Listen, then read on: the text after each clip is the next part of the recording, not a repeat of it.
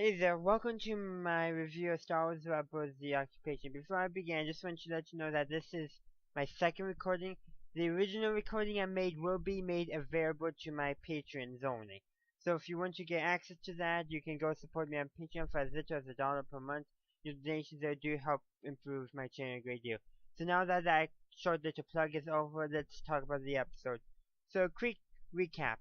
So the rebel base on Yavin receives a transmission from Ryder. So he is the former governor of Lothal, who's now leading the rebellion on Lothal against the Empire. Though it's a pretty small group, and the Empire has cracked down pretty hard on Lothal.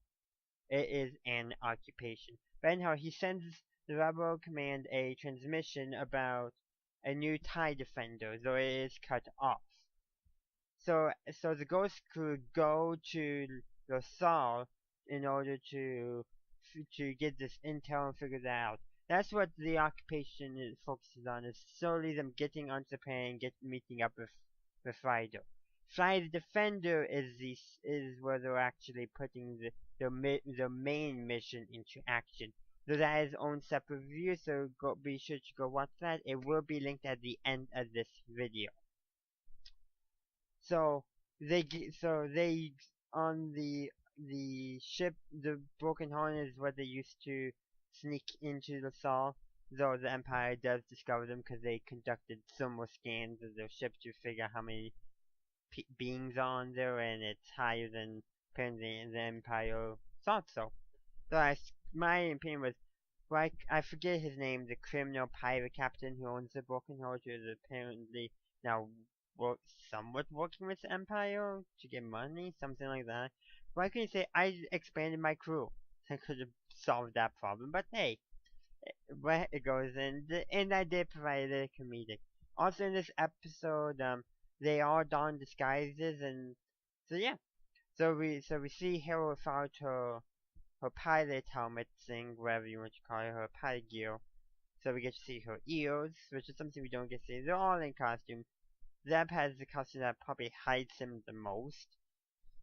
It just seems where it is. Let's see, and Sabine changed her hair color again.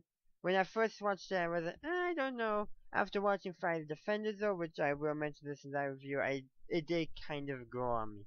Though I'm not so sure about. I do, and because I saw it earlier in the episode, so that makes me think it may not necessarily be for just this mission to help disguise themselves on Lothal, but it could have been just as simple. They made they only used one character model in this episode for, I don't know, and it could just be me seeing things where there's nothing to be seen. But so yeah, so on Lothal they meet up. They meet up with the one person, I forget his name again. I'm terrible at names apparently, but that Ezra helped escape the Imperial Academy. They met up with him. He gets him he gets him away from the Empire, and they all run to the sewers, which are the same model of sewers that they used from the first season. They use the same sewer models, but they eventually meet up with Ryder, who has a U-wing starfighter, which kind of surprised me. Did not expect that. I'm almost expecting that. I wonder how he got it. That probably smuggled in, but it's not like all the other U-wings we've seen. It doesn't have it. It doesn't have the same wings. It only has two engines, which makes me think it was smuggled in either smuggled in piece by piece and assembled, or it was brought in one piece, got crashed, and then they rebuilt it in the way that it was. Pardon me, just wanted to make sure you were still listening, and sorry about hitting my mic there. But those things do happen. But yeah, so between the two episodes, the occupation was I didn't care for as much, but yeah. But I did prefer Fight as a Defender, but both were pretty solid episodes. We got to see some characters again. Yeah. And we also saw that one fighter pilot who apparently now owns the bar that old Joe used to own. He was an Estonian who owned a bar that was decorating Clone Wars themed stuff. Now it's very imperial, that the Empire took over it, and apparently that that one fight by Baron von Rudolph, something like that. His name sounds German. I think they did that on purpose. I think I got that correct, but anyhow, apparently now yeah, you're a pilot in the Imperial military. Granted, one of the best ones because you got Baron's Empire title, but you still, but you're allowed to own a bar. I just feel like that would be a problem. And in the bar, there was two stormtroopers and a death trooper just standing guard. A death trooper. Why would a death trooper go to a bar except for to keep an eye on other stormtroopers? And maybe he was there to protect the Baron. No, an important imperial figure, someone who's being called a hero of the Empire. Yeah, he probably does warrant good protection. But when the rebels attempt to steal the speeders, everything goes haywire. The Empire brings in tanks, the same type of tanks they had on Jeddah, by the way. I forget the exact name, but the Occupier, I think, was the nickname for those tanks. So they go back in the bar. And then as it says, some rebels just destroyed the speeder as the Death Trooper and Stormtrooper is running out, and the Death Trooper pushed him aside. I was like, probably not the best thing, Death Trooper. But then again, you hear an explosion. These people seem just to be okay, or a bit eccentric, but they seem like rebels. But then when the Death Trooper like, okay, was not the rebels. Those were probably we didn't see it, but probably like those were the rebels, because the Death Trooper and the Stormtroopers came right back, and I'm sure the Death Trooper was leading. And then like the sewer, like they figured the rebels went in there and dispatched probe droids, and that was like the Death Trooper did. But then again,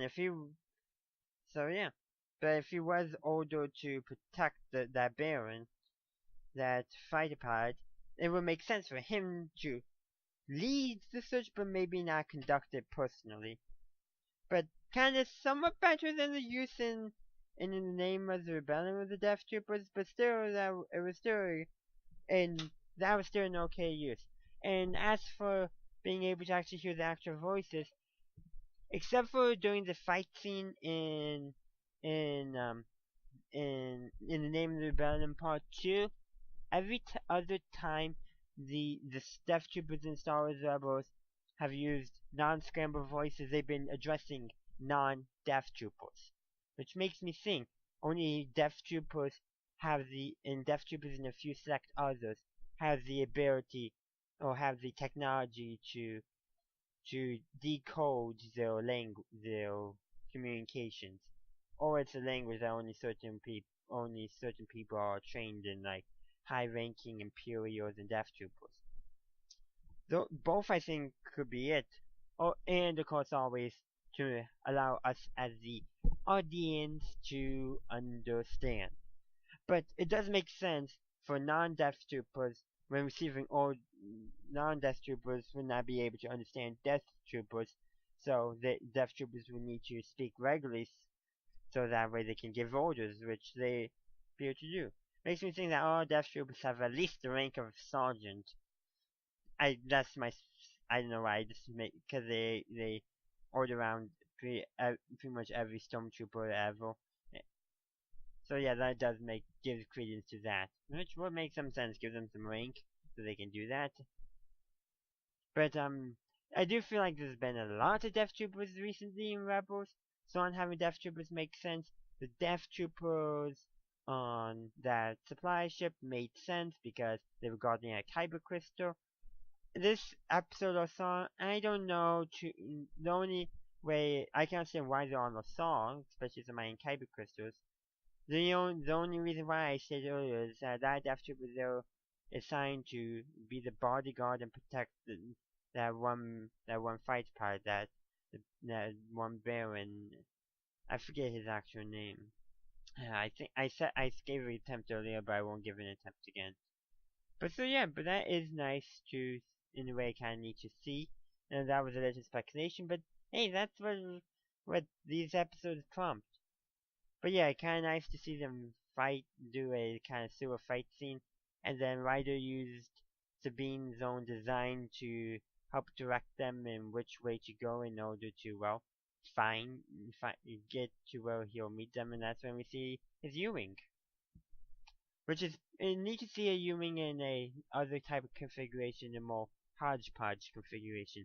I would like to learn more about that. Probably will. Maybe I'll tweet that with whatever hashtag they tell us in Rebels Recon. I might do that. I think I might. Um, that's really all I actually have to say about this episode. Thank you for watching this video. If you enjoyed it, please leave a like and comment down below. Let me know what did you think of this episode of Star Wars Rebels. For Fire Defender, please see my other video. It doesn't really matter too much as the comments are from for discussion. I did talk a little bit about Fire Defender and vice versa. But I just kind of want to coordinate episodes together, make it easier to, know which episode you're talking about. But it really doesn't matter. I just want to engage in the discussion. Also consider following me on social media. Links are in the description. And as always, have a good day or good night, wherever you are. May the force be with you always.